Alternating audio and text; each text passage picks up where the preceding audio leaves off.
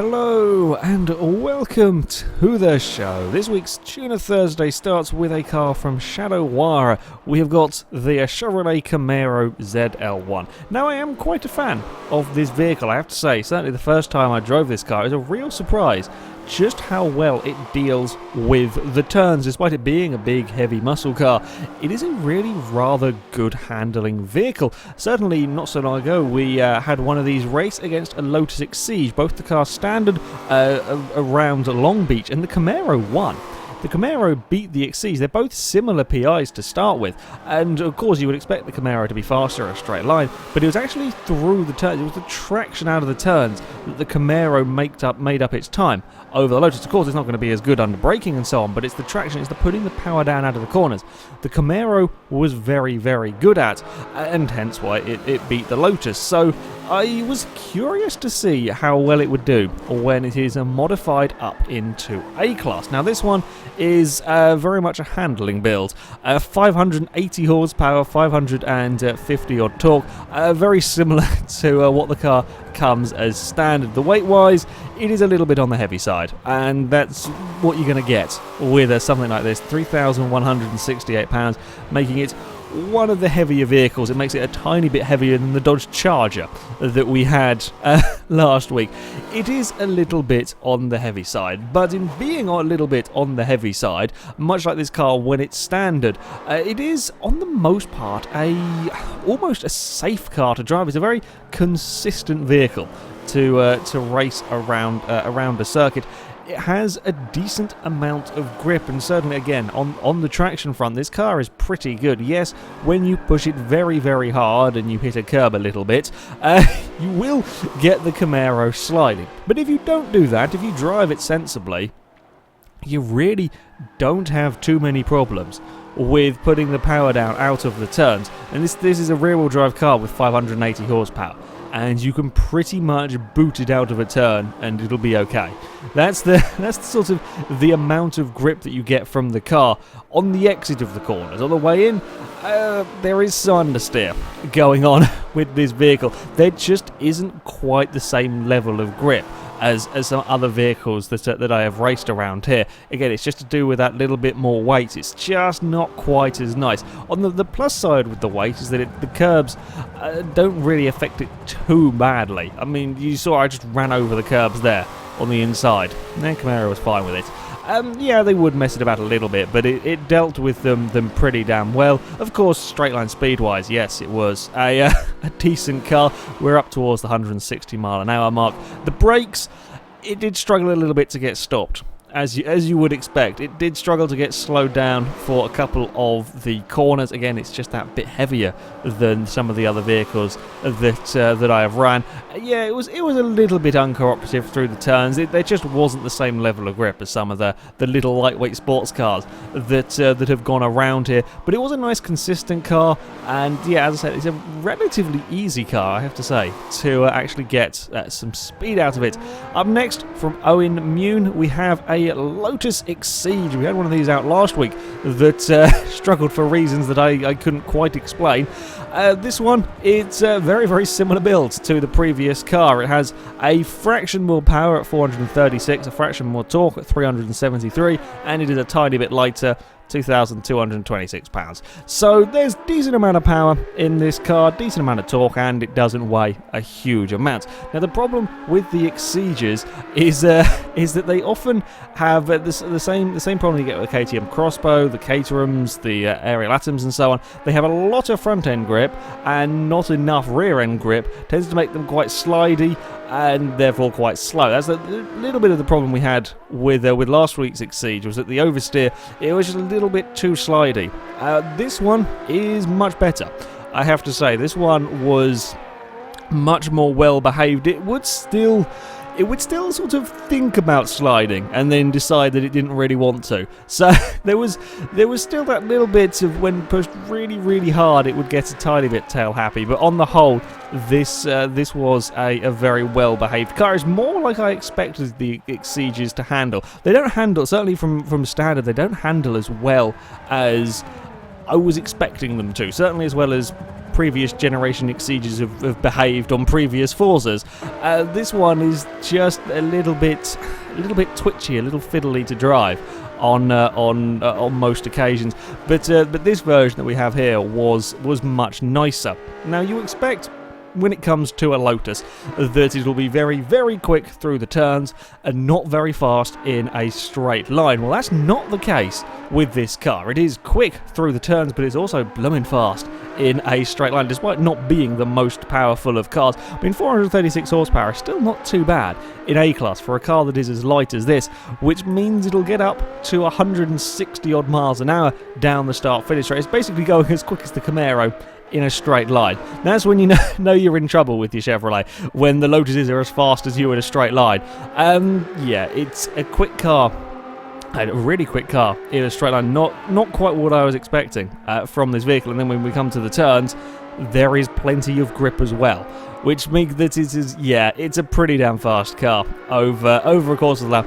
The one thing that was perhaps a tiny bit disappointing, again, the brakes weren't amazing on the Exige. You kind of expect this car to be able to brake later than almost any other vehicle that you would race around a track. You just can't. I mean, yes, you do brake a little bit earlier. The first big braking zone that we're heading to now, most cars are braking around the 500 board. This is sort of around the 400-ish board, but everywhere else it is around the same sort of braking zones. It's just not quite as outstanding on the brakes as I was expecting. I mean, this probably doesn't stop much quicker than an ACR Viper, and an ACR Viper weighs over 3,000 pounds. It's probably 1,000 pounds heavier than this, and it stops about this. I don't know, I just expected the brakes on the Exige to be a little bit better, and they just weren't quite. But once you get the hang of the brakes, once you get used to where you're actually supposed to be stopping, then things are all very well and good. Up next, from Ampersand Tidal, I think I've got that right, the Caterham R500 Superlight. This is a scary car. I was slightly nervous about running this vehicle. As I said with the Exige, these kind of cars have problems with being twitchy. The R500 is certainly from standard a very difficult car to drive. I don't particularly like driving this vehicle because it is just so twitchy. There is no rear end grip. The balance is all wrong for my liking, so I really have a struggle with driving this vehicle. Now, as far as the specs on the car go, well, as you can imagine, there is not a huge amount of power and not a huge amount of torque. There is 314 horsepower, one of the least powerful vehicles that we've had to get things very wrong out of the final corner, 211 torque. But it only weighs 1,152 pounds. That's it. It's half the weight, pretty much, of the Exige. The Exige is a very, very light car. This is half the weight, and there's certainly not half the power. In this, power to weight ratio is huge in the Caterham. But that's of course not the main issue that I have, or that I was expecting for this car. You expect it to be very quick, accelerating. The top speed, no, isn't quite there. The concern that I had was how was it going to handle through the corners. Certainly on the first few laps, it is incredibly scary. The footage I got going on here is from some of the slightly earlier laps. When it's on cold tyres, it is not much fun. It is very, very sort of snappy. It's not as twitchy as the standard car. I didn't actually put it round in a circle at any point, but I did get it sideways quite a lot. On the cold tyres, you go to try and put the power down out of the corner, and the back end will just wiggle around. It is, very, very sort of snappy. It's not as bad as I expected it to be, but on the cold tyres, the first few laps are rather scary with this vehicle. But give it 5 or 6 laps for the tyres to warm up and me to get the hang of the car, and then it starts just going faster and faster. You can push the car harder and harder, and it really is a very, very good car to drive. Once the tyres have warmed up, there is an awful lot of grip in this vehicle, and it behaves itself very well. You have to be incredibly stupid to get yourself in trouble with it. The brakes, of course, very, very good. In this vehicle, you're braking past the 400 board into this first big braking zone. Your brain tells you that you shouldn't be doing that, but you can brake very late. It's not as quick in a straight line, no. It's only about 145, 148 miles an hour, but you can brake stupidly late into that turn. And now we can see with the tyres a little bit warmer, you can push the car more on the exit of the turns, and because there is so little weight, the acceleration in between these turns is very good. That's kind of a little bit key to lap time at Long Beach. You need to have that good acceleration in between the turns, because there's all these sort of short straights between some tight corners. And yeah, the Caterham is very, very good at that particular bit. Wasn't as anywhere near as terrifying to drive as I expected. Once the tyres have warmed up, it was it was a really very nice car to drive. Not quite what I expected from the Caterham. And our final vehicle from Sinless Cape 0463, it is the 2012 Dodge Challenger. So we had two muscle cars and two little track cars. The Challenger was not like the Camaro, not at all. This was it was probably one of the most difficult cars I've had to drive around here. Power-wise, 687 horsepower, 689 torque. I believe this car has the 7-litre Hemi engine. A lot of power, a lot of torque. It isn't the most powerful we've had, though. We're still sort of 60, 70 horsepower down and 60, 70 torque down from the Dodge, it was the Charger that we had last week, the classic Charger, but it's still an awful lot of power. It's the second most powerful car that we've had, and it doesn't deal with the power anywhere near as well as the Charger. You can see you really struggle to use the power. This first corner being flat out in all the vehicles in this episode, it's flat out just, and it is only just in the Challenger here. If you go flat out through there, the back end will wiggle around. Sometimes you will just about manage to catch it. Certainly, again, the first couple of laps with cold tyres, it won't be flat out. After that, you will be flat out, but it will start sliding around. It is one of the quickest cars we've had in a straight line. It's about 165 miles an hour plus into the first big braking zone.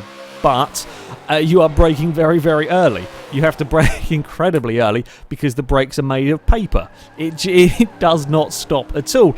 It might explain the fact that the car weighs 3,500 pounds, the heaviest vehicle we've had. Yeah, it doesn't stop. It doesn't stop, it doesn't turn. It kind of feels like a tank, especially considering I drove this vehicle right after driving a Caterham. This is 3 times heavier, more than 3 times heavier than the Caterham. It just does not slow down into the corners. And if you do miraculously get it slowed down, when you try to turn in, there is a mile of understeer. When you try to use any of the power, there's all of the sliding. It's a very tough car to just get it around the lap without bumping into something, as you can see by the scrapes on the side of the vehicle. It may have brushed a wall here and there. The first corner, again, that's about 150 miles an hour. The back end is just refusing to stay on the road.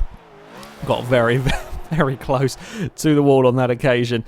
It just doesn't have the grip. There's just not the grip there in this vehicle to take any sort of corner speed. And while yes, as I said with the Caterham, the acceleration in between the corners is quite important, this car, you lose so much time trying to get around these corners that even though it is a quick accelerating car, in between them it can't really use it. Traction isn't too bad. Like, once you get the car out of a turn and go for it, the traction isn't terrible, but the rear end will just wiggle around. You don't even have to be on power necessarily, and the back end will be happy to wiggle around through a turn. An interesting challenge, trying to keep the Dodge vaguely pointing in the right direction. Yeah, was certainly a bit of a change going from the Caterham to that car. Anyway, on to the times, and the Caterham sets a very impressive time to go into third place with a 1:23.730. Yeah, certainly after the first few laps, you get the scary out of the way early on, and once you start getting grip, that car will fly. Nowhere near the twitchy mess that I expected from the Caterham. Was a very very, very nice vehicle to race around this track. The Exige also goes very quickly at 124.075. I was really amazed by just how quick that car was in a straight line, being up there with everything else at the 160 mile an hour mark and still being good through the corners. Yeah, that Exige was quite impressive. We have to go a little bit further down to find the Camaro. 125.327. It's still all very close throughout the table. It was a good car. It was a very consistent, almost very safe car to drive at times. It just didn't quite have the grip for a track like Long Beach where it's all turns. While the traction was good, yes, it just didn't have the overall grip. Couldn't really carry the corner speed with it. And a similar story for the Challenger. Only it's quite a long way further down, a 27.6. For the Dodge.